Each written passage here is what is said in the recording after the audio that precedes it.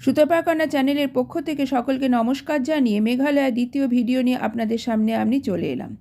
আজকের ভিডিওর বিষয় ডাবল ডেকার রুট ব্রিজ।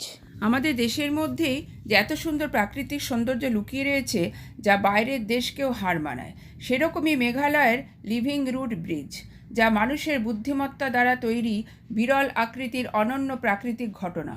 এটা এক ধরনের সাসপেনশন ব্রিজ বা ঝুলন্ত সেতুর মতো, যা একটি নদী বা নদীর ওপর দিয়ে রবার ডুমুর গাছের নরম শিকড় দিয়ে তৈরি করা হয়, যা দিনে দিনে আরও বেড়ে ওঠে ও বড় গাছের শিকড়কে বহু বছর ধরে শক্তিশালী করে তোলে। এই ঝুলন্ত সেতুগুলি বেশিরভাগই স্রোত বা নদীর একপাশে লাগানো একটি একক গাছের শিকড় প্রসারিত করে তৈরি করা হয়।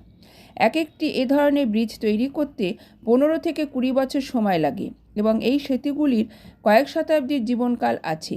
এই সেতুগুলির মধ্যে কিছু সেতু 200 বছরের বেশি পুরনো, যা আধুনিক প্রযুক্তিতে তৈরি হওয়া ব্রিজগুলির চেয়েও মজবুত। উত্তর পূর্ব ভারতের মেঘালয় রাজ্যটি পৃথিবীর সর্বোচ্চ বার্ষিক বৃষ্টিপাত সহ 2টি শহরের আবাসস্থল। ঐতিহাসিকভাবে ভারতের বর্ষা মৌসুমে প্রবল ঝড় এবং বন্যা হয়, যার ফলে মানবসৃষ্ট সেতুগুলো পচে যায় এবং ক্ষয় হয়।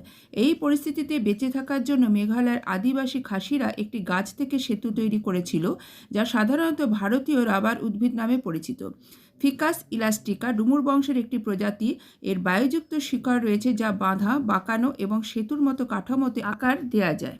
সময়ের সাথে সাথে আরও বৃদ্ধি ও শক্তিশালী হতে থাকে এই ব্রিজ।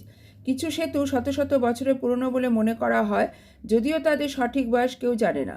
তাদের শিকড়ের জটযুক্ত জালগুলি প্রকৃতিতে প্রায় ভয়ঙ্কর এবং কল্পনার অতীত। ডবল ডেকার রুট ব্রিজের ভিডিও আজকের মতো এখানে শেষ করছি। পরবর্তীকালে অন্য কোনো ভিডিও নিয়ে আবার আপনাদের সামনে হাজির হয়ে যাব। ধন্যবাদ।